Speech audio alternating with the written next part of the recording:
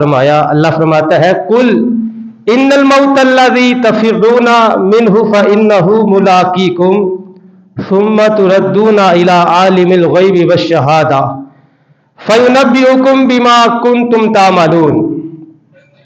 اللہ پاک نے قرآن مجید میں ارشاد فرمایا اے میرے سونےاں، اے میرے پیارے محبوب صلی اللہ علیہ وسلم، آپ فرما دیجئے اپنے غلاموں کو، اپنی امت کو فرما دے ان الموت الذی تفرون منہ فانہ ملاقیکم، وہ موت جس سے تم بھاگتے ہو وہ تمہیں مل کر ہی رہے گی، وہ تمہیں مل کر ہی رہے گی۔ یا اللہ پھر کیا ہوگا جب موت مل جائے گی، مر جائے گا ایک آدمی، تو پھر مرنے کے بعد کیا قصہ تمام ہو جائے گا، بات ختم ہو جائے گی؟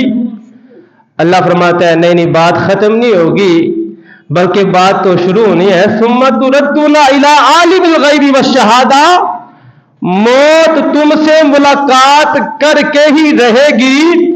جب تم مر جاؤ گے پھر کیا ہوگا؟ وہ رب جو ظاہر اور باطن کو، غیب اور ظاہر کو جاننے والا ہے، اللہ فرماتا ہے پھر اس کی بارگاہ میں پیشی ہونی ہے۔ ثم تردون الی عالم الغیب والشہادہ، پھر غیب اور ظاہر کو جاننے والے کی بارگاہ میں حاضری ہونی ہے، پھر تم اسی کی طرف لوٹائے جاؤ گے جو غیب اور ظاہر کو جاننے والا ہے۔ جب اللہ کی بارگاہ میں حاضری ہوگی پھر کیا ہوگا؟ اللہ فرمائے گا فَيُنَبِّئُكُم بِمَا كُنتُمْ تَعْمَلُونَ، جو کچھ تم دنیا میں کرتے رہے ہو اللہ تمہیں تمہاری کرتوتیں بتائے گا، تمہارے اعمال کی رب تمہیں خبر دے گا کہ دنیا میں تم یہ کچھ کرتے رہے ہو۔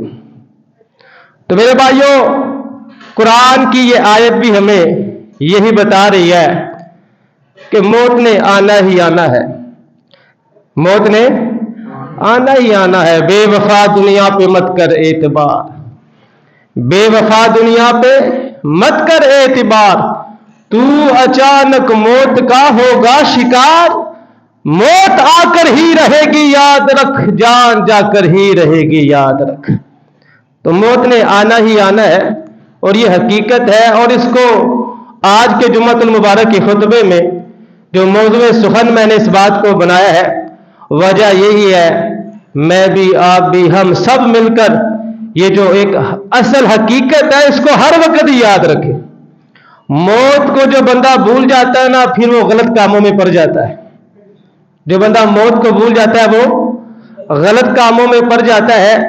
موت یاد رہے گی تو پھر بندہ غلط کاموں سے بچا رہے گا، پھر بندہ غلط کاموں سے بچا رہے گا، کیونکہ موت نے آنا ہی آنا ہے۔ خواجہ حسن بصری رحمۃ اللہ علیہ بہت بڑے اللہ کے ولی اور تابعی بزرگ ہیں۔ یہ خواجہ حسن بصری رحمۃ اللہ علیہ مولا علی کے خلیفہ ہیں۔ کس کے خلیفہ ہیں جی؟ مولا علی کے خلیفہ ہیں۔ ہم کیا کرتے ہیں جب بچپن میں ہم ہوتے ہیں، ہمارے ماں باپ ہمیں وضو کرنے کا طریقہ سکھا دیتے ہیں، قاری صاحب وضو کرنے کا طریقہ سکھا دیتے ہیں، لیکن خواجہ حسن بصری رحمۃ اللہ علیہ کی شان دیکھیں، اللہ پاک نے ان کو کتنی سعادت عطا فرمائی ہے۔ ان کو وضو کرنے کا طریقہ مولا علی نے سکھایا ہے۔ کس نے سکھایا ہے جی؟ مولا علی۔ من کنتم مولا فعلی مولا، مولا علی نے ان کو وضو کرنے کا طریقہ۔ ان کے بارے میں آتا ہے خواجہ حسن بصری رحمۃ اللہ علیہ ایک مرتبہ ملک روم چلے گئے۔ جب ملک روم گئے خواجہ حسن بصری رحمۃ اللہ علیہ، وہاں جا کر انہوں نے ایک عجیب و غریب منظر دیکھا، عجیب و غریب منظر۔ اب خواجہ صاحب نے کیا منظر دیکھا؟ فرماتے ہیں کہ جنگل ہے، جنگل کے اندر ریشمی کپڑے کا بڑا ہی خوبصورت ایک خیمہ تیار کیا گیا ہے، اور اس خیمے کے ارد گرد فوجی اسلحہ لے کر کھڑے ہیں۔ پھر خواجہ صاحب فرماتے ہیں کہ وہ فوجی کچھ کہتے ہیں اپنی زبان کے اندر، اپنی زبان کے اندر کچھ کہہ کے پھر وہ چلے جاتے ہیں۔ پھر اس کے بعد علماء آ جاتے ہیں، پھر اس کے بعد علماء کرام آ جاتے ہیں، وہ آتے ہیں اس خیمے کے پاس، وہ اپنی زبان میں کچھ کہتے ہیں، وہ بھی کچھ کہہ کے پھر وہاں سے واپس چلے جاتے ہیں۔ خواجہ صاحب فرماتے ہیں پھر ڈاکٹر، حکیم، طبیب وہ سارے آ جاتے ہیں، وہ سارے اس خیمے کے پاس آتے ہیں، وہ بھی آ کر کچھ کہتے ہیں اپنی زبان کے اندر، وہ چلے جاتے ہیں۔ پھر بادشاہ اور وزیر آ جاتے ہیں، وہ بھی اس خیمے کے پاس آتے ہیں، بات چیت کرتے ہیں اور پھر اپنی بات کہہ کر وہاں سے چلے جاتے ہیں۔ خواجہ حسن بصری رحمۃ اللہ علیہ بہت بڑے اللہ کے ولی، اللہ نے آپ کو بڑی شان عطا فرمائی ہے۔ جب آپ نے یہ معاملہ دیکھا تو پوچھا کہ یہ کیا ہو رہا ہے کہ ایک خیمہ ہے، کوئی پہلے فوجی آئے ہیں، پھر علماء آئے ہیں، پھر ڈاکٹر، حکیم، طبیب آئے ہیں، یہ کیا باتیں کر رہے ہیں، یہ کیا کہہ کے گئے ہیں خیمے والوں کو؟ تو خواجہ صاحب رحمۃ اللہ علیہ کو بتایا گیا کہ خواجہ صاحب یہ جو خیمہ ہے، یہ اس خیمے کے اندر پچھلے سال بادشاہ سلامت کا بیٹا فوت ہو گیا تھا، وہ اس خیمے کے اندر اس کی قبر ہے۔ بادشاہ کا بیٹا، جوان بیٹا تھا، خوبصورت بیٹا تھا، وہ فوت ہو گیا۔ یہ جو خیمہ تیار کیا گیا ہے یہ اس کا تیار کیا گیا ہے۔ اور سب سے پہلے فوجی جو آئے تھے انہوں نے کہا تھا، فوجیوں نے انہوں نے کہا تھا، اے بادشاہ کے بیٹے، اے وقت کے بادشاہ کے بیٹے، اگر جنگ کے ذریعے، لڑائی کے ذریعے موت کو ٹالنا ممکن ہوتا ہم تجھے بچا لیتے، ہم تجھے بچا لیتے۔ وہ یہ کہہ کر گئے، پھر علماء آ گئے، علماء نے آ کر کہا کہ اے بادشاہ کے بیٹے، اگر علم کے ذریعے موت کو روکا جا سکتا، موت کو ٹالا جا سکتا، ہم پورا زور لگا دیتے، تمہیں مرنے سے بچا لیتے، لیکن کیا کرے، علم کے ذریعے بھی موت کو روکا جا سکتا نہیں ہے۔ پھر ڈاکٹر اور حکیم اور طبیب آ گئے، انہوں نے آ کر کہا، اے بادشاہ وقت کے بیٹے، اگر کوئی علاج ہوتا موت کو روکنے کا، موت کو ٹالنے کا، ہم مل کر زور لگا کر تجھے بچا لیتے۔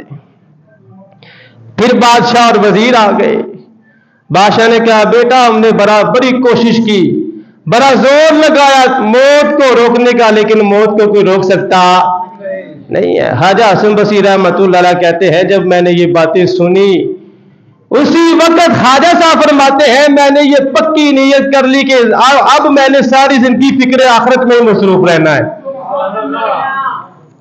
ساری زندگی فکر آخرت میں ہی مصروف رہنا ہے کہ جب موت نے آنا ہی آنا ہے، موت کے علاوہ چارہ کوئی نہیں ہے۔ موت نے، قرآن کا بھی یہ فیصلہ ہے، کل نفس ذائقۃ الموت، ہر نفس نے موت کا ذائقہ چکھنا ہے، ہر نفس نے موت کا ذائقہ چکھنا ہے۔ جب اللہ نے جان دے دی ہے تو اب اس نے لینی بھی ہے۔ ہر کسی کا وقت مقرر ہے، ہر کسی کا وقت مقرر ہے۔ جب ہم آئے ہیں یہاں تک قرآن میں رب نے فرمایا ہے کہ جو موت کا وقت مقرر ہے نا، اس سے نہ ایک لمحہ پہلے نہ ایک لمحہ بعد، پورے ٹائم پہ موت آنی ہی آنی ہے۔ اور میرے آپ کے پیارے آقا صلی اللہ علیہ وسلم نے بھی ہمیں حدیثوں کے اندر یہ بتایا ہے، اور عبرت پکڑنے کی بات ہے میرے بھائیو۔ ہمیں بھی چاہیے جس طرح خواجہ حسن بصری رحمۃ اللہ علیہ نے وہ سارا معاملہ دیکھ کر یہ نیت کر لی کہ آئندہ میں ساری زندگی فکر آخرت میں ہی مصروف رہوں گا، ہمیں بھی چاہیے جب ہمیں یہ بات پتہ چل گئی ہے، علماء، حکیم، طبیب، ڈاکٹر، فوجی، بادشاہ، وزیر، کوئی بھی موت کو نہیں ٹال سکتا، تو موت نے پھر آنا ہی آنا ہے، موت نے آنا ہے۔ جب آنا ہے تو ہمیں پھر اس کی تیاری کرنی چاہیے۔ ہمارا مسئلہ پتہ کیا ہے؟ ہمارا مسئلہ یہ ہے، ہمیں یہ بھی پتہ ہے موت نے آنا ہے، ہم یہ بھی جانتے ہیں کہ مرنا ہی مرنا ہے، ہمیں یہ بھی پتہ ہے کہ مرنے کے بعد بات ختم نہیں ہونی، اللہ کی بارگاہ میں پیشی ہونی ہے، جزا اور سزا کا اعلان ہوگا، ہمیں سب کچھ پتہ ہے، لیکن ہمارا جو اصل مسئلہ ہے وہ یہ ہے کہ ہم نے لمبی امیدیں لگا رکھی، لمبی امیدیں، کل یہ کروں گا، پرسوں یہ کروں گا، اور اپنے ذہن میں ہم نے بس یہ بٹھا لیا ہے کہ ابھی تو میں جوان ہوں، ابھی میں صحت مند ہوں، پھر شادی ہونی ہے، پھر بچے ہوں گے، پھر میں دادا بنوں گا، پھر میں پردادا بنوں گا، اپنے ہی ذہن کے مطابق ہم یہ خواب دیکھ رہے ہیں، لمبی امیدیں لگا کر بیٹھے ہیں، تو میرے بھائیوں یاد رکھیں موت بچوں کو بھی آ جاتی ہے، موت جوانوں کو بھی آ جاتی ہے، موت بوڑھوں کو بھی آ جاتی ہے۔ آپ زیادہ جانتے ہیں اس بات کو کہ ایک بندہ ہسپتال میں جو ہے وہ تڑپ رہا ہے بیماری کے ساتھ، لیکن وہ زندہ ہے، ادھر ایک بندہ صحیح سلامت تھا، وہ اچانک فوت ہو جاتا ہے، کیونکہ اس کا ٹائم پورا ہو گیا، اس کا بھی ٹائم پورا نہیں ہوا۔ اب ہمارا جو اصل مسئلہ ہے وہ یہی ہے کہ ہم لمبی امیدیں لگا کر بیٹھے ہیں، موت کو ہم بھول بیٹھے ہیں، ہم بس کل کی، پرسوں کی، 2 سال بعد کی، 3 سال بعد کی فکر میں لگے ہیں، موت کی فکر کسی کو نہیں ہے۔ موت نے ہمیں گیر رکھا ہے۔ نبی پاک صلی اللہ علیہ وسلم کا فرمان ہے، نبی پاک صلی اللہ علیہ وسلم نے زمین پر خط کھینچا، چکور ڈبہ بنایا، نبی پاک صلی اللہ علیہ وسلم نے زمین کے اوپر چکور ڈبہ بنا کر اس کے اندر درمیان میں ایک لائن لگائی، بڑی لائن لگا کر نبی پاک صلی اللہ علیہ وسلم نے اس کے ارد گرد چھوٹی چھوٹی لائنیں لگائی، پھر صحابہ کو سمجھایا، اے میرے صحابہ یہ جو چکور ڈبہ میں نے بنایا ہے، یہ جو درمیان میں ایک لائن ہے یہ انسان ہے، اور یہ جو سائڈوں پہ لائنیں ہیں یہ موت ہے۔ یہ کیا ہے؟ چاروں طرف سے موت نے انسان کو گھیر رکھا ہے، چاروں طرف سے موت نے انسان کو گھیر رکھا ہے۔ تو میرے بھائیوں ہر طرف سے جب ہمیں موت نے گھیر رکھا ہے تو پھر بھی ہم موت کو بلائے بیٹھے ہیں۔ گاڑی پہ بندہ جاتا ہے، نکلتا ہے، کیا پتا واپس آنا بھی ہے کہ نہیں آنا، سفر کے لیے بندہ نکلتا ہے، کیا پتا موت آ جائے، اور ایسا ہوا بھی ہے۔ اب ہم نے کیا کرنا ہے؟ موت کو یاد رکھنا ہے اور اپنی زندگی کو بدل کر وہ کام کرنے ہیں جس کی وجہ سے موت آسان ہو جاتی ہے، قبر و آخرت اچھی ہو جائے۔ میرے بھائیوں قبر و آخرت اچھی ہو جائے۔ موت کی فکر جب بندے کو لگ جاتی ہے نا، تو جس بندے کو موت کی فکر لگ جاتی ہے وہ گناہوں سے ویسے ہی دور رہتا ہے، وہ گناہوں کے قریب ہی نہیں جاتا، جس کے سامنے موت رہتی ہے۔ بہت ہی پیاری حدیث پاک آپ کو سناتا ہوں۔ میرے آپ کے پیارے آقا صلی اللہ علیہ وسلم نے ارشاد فرمایا اے میرے صحابہ کیا تم سب جنت میں جانا چاہتے ہو؟ نبی پاک صلی اللہ علیہ وسلم کے صحابہ نے عرض کی جی ہاں یا رسول اللہ صلی اللہ علیہ وسلم، ہم سب جنت میں جانا چاہتے ہیں۔ نبی پاک صلی اللہ علیہ وسلم نے فرمایا صحابہ 3 کام کر لو۔ کتنے کام؟ سارے بولے کتنے کام؟ 3 کام سرکار نے اپنے صحابہ کو فرمایا یہ کر لو، اللہ تمہیں جنت عطا فرما دے گا۔ وہ 3 کام، پہلا کام فرمایا میرے صحابہ دنیا میں رہتے ہوئے لمبی امیدیں نہ لگانا، دنیا میں رہتے ہوئے لمبی امیدیں نہ لگانا۔ دوسرا کام فرمایا میرے صحابہ ہر وقت اپنی موت کو اپنی آنکھوں کے سامنے رکھنا، موت کو اپنی آنکھوں کے سامنے رکھنا۔ اور تیسرا کام فرمایا اللہ سے ایسے حیا کرنا جیسے اس سے حیا کرنے کا حق ہے۔ جب تم یہ 3 کام کر لو گے اللہ تمہیں جنت عطا فرما دے گا۔ تو جنت میں جانے کا نسخہ، سب سے پہلا نسخہ اس حدیث میں یہ بتایا گیا ہے لمبی امیدیں نہ لگاؤ، کل یہ کروں گا، پرسوں یہ کروں گا، اگلے سال یہ کروں گا، اس سے اگلے سال یہ کروں گا، اس سے اگلے سال یہ کروں گا، 5 سالوں تک میں یہ کر لوں گا۔ یہ جو لمبی لمبی امیدیں لگانا ہے، میرے آپ کے پیارے آقا صلی اللہ علیہ وسلم نے منع فرمایا لمبی لمبی امیدیں نہ لگاؤ، لمبی امیدیں نہ لگاؤ۔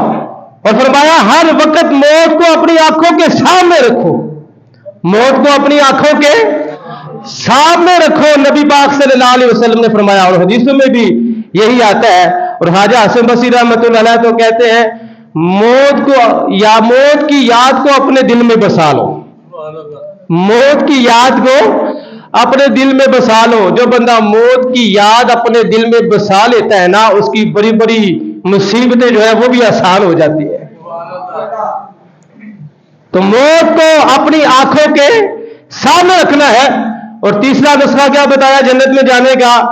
کہ اللہ سے ایسے حیا کرنی ہے جیسے اس سے حیا کرنے کا حق ہے۔ اب کیا حیا ہے؟ گناہ کرنے لگے ہیں، حیا آ جائے کہ یار کوئی مجھے نہیں دیکھ رہا، میرا رب تو مجھے دیکھ رہا ہے نا، یہ اللہ سے حیا ہے۔ اور ایک حدیث کا تو یہ مفہوم ہے، نبی پاک صلی اللہ علیہ وسلم نے فرمایا کم از کم اتنی حیا تو اللہ سے کرنی چاہیے جتنی حیا ہم اپنے خاندان کے باروب بندے سے کرتے ہیں۔ بیٹا گناہ کر رہا ہو نا، باپ آ جائے اسی وقت وہ گناہ کو چھوڑ دیتا ہے، حیا کرتا ہے کہ میرا باپ آ گیا ہے، میرا بڑا آ گیا ہے، اب اس کے سامنے گناہ کرتا میں اچھا تو نہیں لگتا، اس کو شرم آ جاتی ہے، حیا آ جاتی ہے۔ تو نبی پاک صلی اللہ علیہ وسلم نے فرمایا اللہ سے حیا کیوں نہیں آتی تمہیں؟ کوئی نہ دیکھ رہا ہو، رب تو دیکھ رہا ہے نا، رب تو دیکھ رہا ہے، کوئی دیکھے نہ دیکھے اللہ تو دیکھ رہا ہے۔ اب جب رب دیکھ رہا ہے ہمیں چاہیے کہ ہم اس گناہ سے باز آ جائیں، تو اللہ سے ایسی حیا بندہ کرے جیسے حیا کرنے کا حق ہے۔ جب یہ 3 کام ہم کر لیں گے اللہ جنت عطا فرما دے گا۔ پہلا کام لمبی امیدیں نہ لگاؤ، دوسرا کام موت کو اپنی آنکھوں کے سامنے رکھو، تیسرا کام اللہ سے ایسے حیا کرو جیسے حیا کرنے کا حق ہے۔ یہ چیزیں جب ہمارے سامنے ہوں گی، پیش نظر ہوگی، انشاءاللہ پھر فائدہ ہوگا۔ میرے بھائیو، ہمارا دین اسلام ہماری یہ تربیت کرتا ہے، اس دنیا میں آگے ہے تو کیسے رہنا ہے؟ مسافر کی طرح رہنا ہے۔ کیسے رہنا ہے؟ ہائے ہائے، نبی پاک صلی اللہ علیہ وسلم نے حضرت عبداللہ ابن عمر کے کندھے پر ہاتھ رکھ کر فرمایا دنیا میں ایسے رہو جیسے مسافر رہتے ہیں۔ جب ہم مسافر ہوتے ہیں، ایک شہر سے دوسرے شہر میں جاتے ہیں، تھوڑا سا سامان لے کر کے واپس جانا ہے، پھر تو کتنی خوبصورت مثال جن کا ہم کلمہ پڑھتے ہیں، کتنی خوبصورت مثال حضور نے عطا فرمائی۔ دنیا میں ایسے رہو جیسے مسافر ہو، جیسے مسافر ہو، مسافروں کی طرح دنیا میں رہو، دل نہ لگاؤ، لمبی لمبی امیدیں نہ لگاؤ۔ نبی پاک صلی اللہ علیہ وسلم کے ایک صحابی ہیں، بہت ہی پیارے، حضرت عبداللہ ابن عمر رضی اللہ تعالیٰ عنہ، یہ نام ہے آپ کا۔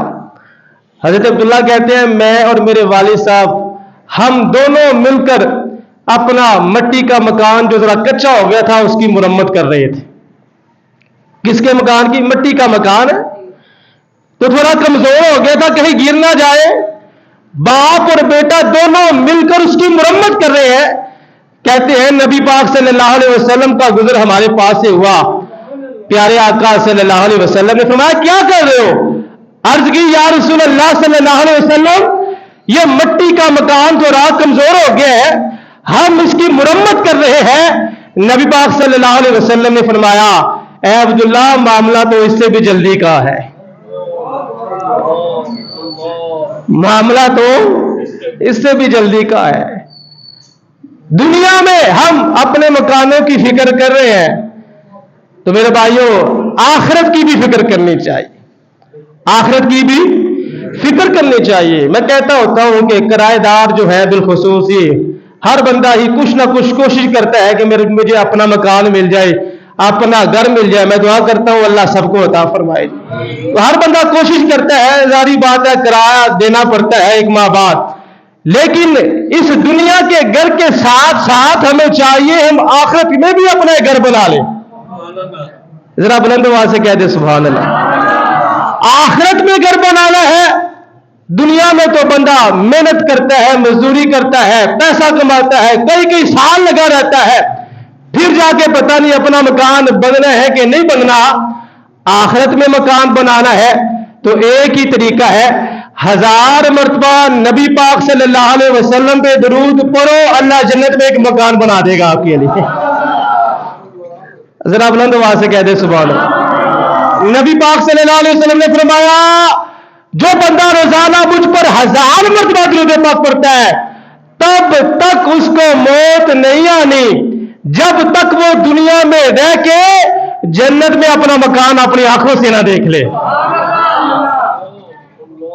تو کتنا آسان کام ہے، روزانہ 1000 مرتبہ درود پاک۔ میں سو جاؤں یا مصطفیٰ کہتے کہتے، کھلے آنکھ صلی اللہ کہتے کہتے 1000 مرتبہ روزانہ پڑھے۔ کس نے فرمایا؟ میرے آپ کے پیارے آقا نے فرمایا۔ اور ہمیں یقین ہے ہم یہ کہتے ہیں, ہمارا یہ اعلان ہے کہ پہاڑ اپنی جگہ سے ہل سکتا ہے, حضور کا فرمان جھوٹا کیوں نہیں ہو سکتا؟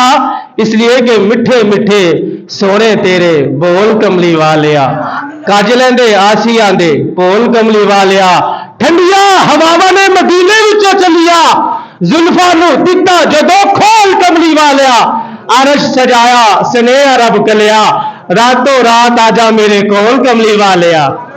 اردو کا شاعر کہتا ہے, ان کے بول بہاروں جیسے اور اصحاب ستاروں جیسے, ان کے جیسا اور نہ کوئی, ان سے بشر کے لکڑی روئی, جب وہ سفر پہ جایا کرتے بادل سر پہ سایا کرتے. تو ہمارا یہ عقیدہ ہے, یاد رکھ لیں, پہاڑ اپنی جگہ سے ہل سکتے ہیں جی, ہم مان لیں گے. کوئی کہے گا نا پہاڑ ہل گیا اپنی جگہ سے, ہم مان لیں گے. لیکن کوئی یہ کہہ دے معاذ اللہ حضور کا فرمان سچا نہیں ہے, یہ ہم ماننے کو تیار نہیں ہے. ہم جن کا کلمہ پڑھتے ہیں, جب انہوں نے فرما دیا ہے, ان کو تو کافر بھی کہتے تھے یہ نبی سچا نبی ہے, سب سے اولا والا, سب سے بالا والا, خلق سے اولیاء, اولیاء سے رسول, سب رسولوں سے اعلیٰ, سب رسولوں سے اعلیٰ. تو انہوں نے فرما دیا ہے روزانہ 1000 مرتبہ, کتنی مرتبہ؟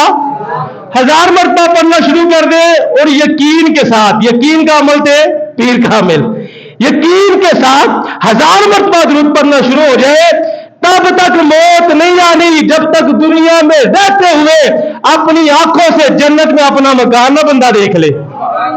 کتنا آسان کام, 1000 مرتبہ روزانہ. ایک بابا جی تھے, آپ کو پتا ہے بابے پھر بابے ہوتے ہیں, ان کا جو عقیدہ جو ایمان ہوتا ہے, کیا بات ہے, سبحان اللہ. ایک بابا جی روزانہ 1000 مرتبہ درود پاک پڑھا کرتے تھے, بیمار ہو گئے بہت زیادہ, ان کے بچے ان کو ہسپتال لے گئے. ڈاکٹروں نے جواب دے دیا, ڈاکٹروں نے کہا جی تمہارے باپ نے نہیں بچنا, تمہارے باپ نے نہیں بچنا, اب اس کا اینڈ ہے, اس نے فوت ہو جانا ہے. آپ کو پتا ہے اولاد اولاد ہوتی ہے, اولاد رونا دھونا شروع ہو جاتی ہے. لیکن ان کا باپ, وہ جو بابا جی تھے, وہ کہتے تھے اپنے بیٹے کو, ڈاکٹر جو کہتا ہے اس کو کہنے دو, مجھے پتا ہے میں نے نہیں جانا, ابھی میں نے نہیں جانا, یہ جو کہتا ہے اس کو کہنے دو. بیٹے ذرا مطمئن ہو جاتے تھے, باپ گھر آ جاتا تھا. پھر طبیعت خراب ہونی, پھر اسپتال لے کے جانا, ڈاکٹروں نے کہنا جی بابا جی بس اینڈ ہے, بابا جی گئے, انہوں نے فوت ہو جانا ہے. بابا جی نے اپنے بیٹے کو کہنا نہیں نہیں نہیں, میں نے ابھی فوت نہیں ہونا, مجھے پتا ہے میں ابھی فوت ہونے والا نہیں ہوں, مجھے گھر لے چلو. پھر کچھ وقت گزر جاتا تھا, پھر ایک موقع آیا, بابا جی بیمار ہو گئے, گھر والے ہسپتال لے گئے. ہسپتال والوں نے کہا جی بابا جی نے فوت ہو جانا ہے. اب بابا جی نے کہا ہاں اب میں نے فوت ہو جانا ہے. بات تو میرے خیال سے آپ کو پہلی سمجھ آ گئی ہوگی, جن کو آ گئی ہے وہ کہہ دے سبحان اللہ. عقل مند کے لیے اشارہ ہی کافی ہوتا ہے نا, عقل مند کے لیے اشارہ ہی کافی ہوتا ہے. بات میں آپ کو یقین کی سمجھانے لگا ہوں. ہم لوگوں کے یقین ایمان ذرا کمزور ہے, بابا جی کا یقین ایمان بڑا پکا تھا, بڑا مضبوط تھا. بیٹوں نے کہا ابا جی یہ کیا چکر ہے, پہلے بھی ڈاکٹر ایسے کہتے تھے, آپ کہتے تھے نہیں نہیں نہیں میں نے ابھی فوت ہونا, آج آپ کہہ رہے ہیں جی میں نے فوت ہو جانا ہے, اب میں نے فوت ہو جانا ہے, یہ کیا وجہ ہے؟ تو بابا جی کہنے لگے وجہ یہ ہے میں نے علماء سے نبی پاک صلی اللہ علیہ وسلم کا یہ فرمان سن رکھا ہے, جو روزانہ 1000 مرتبہ درود پاک پڑھے گا تب تک اس کو موت نہیں آنی جب تک دنیا میں رہتے ہوئے اپنی آنکھوں سے جنت میں اپنا مکان نہ دیکھ لے. اللہ اللہ یا رسول اللہ. تو بابا جی نے اپنے بچوں کو کہہ دیا, پہلے جب ڈاکٹر کہتے تھے نا تب تک میں نے جنت میں اپنا مکان نہیں دیکھا تھا, مجھے حدیث پہ یقین تھا. کیوں نہ یقین ہو, میٹھے میٹھے سونے تیرے, میٹھے میٹھے سونے تیرے, ان کے بول بہاروں جیسے اور اصحاب ستاروں جیسے. ان کے بول ہی بڑے پیارے بول ہیں, ان کی بات سچی بات, ان کی بات پکی بات ہے. نبی پاک صلی اللہ علیہ وسلم جو فرما دے وہ حق اور سچ ہوتا ہے. بابا جی نے کہہ دیا پہلے میں نے جنت میں اپنا مکان نہیں دیکھا تھا, لیکن اب میرے رب نے جنت میں مجھے میرا مکان دکھا دیا ہے، مجھے پتا ہے میں نے چلے جانا ہے۔ ہائے ہائے۔ تو میرے بھائیوں، دنیا میں ہم اپنے مکانوں کی فکر کرتے ہیں، ٹھیک ہے، میں دعا کرتا ہوں اللہ سب کو مکان عطا فرمائے، جو بے گھر ہے اللہ سب کو اپنا گھر عطا فرمائے، لیکن ایک مکان آخرت میں بھی ہونا چاہیے جی، جنت میں بھی ایک مکان ہونا چاہیے، اور جنت کا جو مکان ہے وہ ہم دنیا میں رہ کے حاصل کر سکتے ہیں، اور یہ کس نے بتا دیا ہے؟ میرے رب کے پیارے آقا صلی اللہ علیہ وسلم نے بتا دیا ہے، اور حضور جو بھی فرما دے وہ حق اور سچ ہوتا ہے۔ تو موت کی تیاری کرنی ہے، کس کی تیاری کرنی ہے؟ موت کی تیاری۔ آج کے جمعۃ المبارک کا خطبہ جو میں اس موضوع پر میں بیان کر رہا تھا کہ ہر وقت جب ہم موت کو یاد رکھیں گے نا انشاءاللہ پھر ہم گناہوں سے بچے رہیں گے۔ آپ پر غرور، تکبر اور اپنے آپ کو پتہ نہیں کیا کچھ سمجھ لینا، یہ یاد رکھیں میرے بھائیوں، ایک دن ایسا آنا ہے کہ ہم نے مٹی کے نیچے چلے جانا ہے۔ کہاں جانا ہے جی؟ کسی نے آج جانا ہے، کسی نے کل جانا ہے۔ ہم میں سے کتنے ایسے ہوں گے جن کو یہ بھی نہیں پتا ہوگا، پتہ نہیں رمضان بھی ہم نے دیکھنا کہ نہیں دیکھنا۔ رمضان کا مہینہ آنے والا نا، اللہم بلغنا رمضان، یا اللہ میں رمضان تک پہنچا۔ کئی ایسے ہوں گے جو رمضان سے پہلے فوت ہو جائیں گے، کئی ایسے ہوں گے جن کی روحیں قبض ہو جائیں گی، تو ہم خود بھی مٹی ہے اور ہم نے مٹی کے نیچے جانا ہے۔ بابا فرید گنج شکر رحمت اللہ علیہ کہتے ہیں، ویک فریدا مٹی کھلی، مٹی اتے مٹی ڈلی۔ مٹی کی قبر ہوتی ہے نا، ویک فریدا مٹی کھلی۔ بابا فرید گنج شکر رحمت اللہ علیہ کیا کہتے ہیں؟ ویک فریدا مٹی کھلی، مٹی اتے مٹی ڈلی، مٹی ہسے مٹی روے، انت مٹی دا مٹی ہوئے، نہ کر بندیا میری نہ تیری نہ میری، چار دن آدھا اے میلا دنیا پھر مٹی دی تیری۔ فرماتے ہیں ذات پاک دی گل نہ کر دوں، ذات پاک دی گل نہ کر تو، ذات بھی مٹی تو بھی مٹی، ذات صرف خدا دی اونچی، ذات صرف خدا دی اونچی۔ فرمایا ذات پاک دی گل نہ کر تو۔ لوگ کہتے ہیں میں چودھری ہوں جی، جہاں میں فلاں ہوں، تو فقیر ہوتا ہے، فقیر بڑے سادے لفظوں میں امت کو سمجھاتا ہے اپنے آسان انداز میں۔ فقیر کہتا ہے ذات پاک دی گل نہ کر تو، ذات بھی مٹی تو بھی مٹی، ذات صرف خدا دی اونچی، باقی سب کچھ مٹی مٹی، باقی سب کچھ مٹی مٹی۔ تو مٹی ہے تو پھر آخر کس بات کی؟ غرور کس بات کا؟ مٹی کے نیچے جانا ہے تو مٹی کے نیچے جانے کے لیے پہلے تیاری کریں، اور 1000 مرتبہ درود پاک کتنا پیارا نسخہ آج کے جمعۃ المبارک کے خطبے میں ہمیں مل گیا ہے۔ اچھا 1000 مرتبہ درود پڑھیں گے، جنت میں تو گھر ملنا ہی ملنا ہے، ایک مرتبہ پڑھے تو اللہ 10 رحمتیں نازل فرماتا ہے، 10 نیکیاں عطا فرماتا ہے، 10 گناہوں کو معاف فرما دیتا ہے۔ 50 مرتبہ پڑھے، حضور نے فرمایا قیامت والے دن میں اسے ہاتھ ملاؤں گا۔ یہ ساری برکتیں ملنی ہی ملنی ہے، لیکن جنت میں اپنا مکان بھی مل جانا ہے۔ اور جب ہم 1000 مرتبہ روزانہ درود پڑھتے رہیں گے، پھر جب موت آئے گی حضور اپنا دیدار بھی عطا فرما دیں گے، پھر حضور کا جلوہ بھی نظر آ جائے گا۔ کیوں؟ یہ وہ حضور کا غلام ہے جو اپنی زندگی میں بغیر ناغے کے، بغیر ناغہ نہیں کرنا، یہ یاد رکھ لے درود پڑھنے میں، بغیر ناغے کے جو بندہ درود پڑھے گا حضور اس کا اپنا دیدار بھی عطا فرما دیں گے۔ موت کی سختیاں آسان ہو جانی ہے، قبر کی سختیاں آسان ہو جانی ہے، اللہ نے دین و دنیا میں عزت عطا فرما دینی ہے۔ کس کو اللہ عزت عطا فرمائے گا؟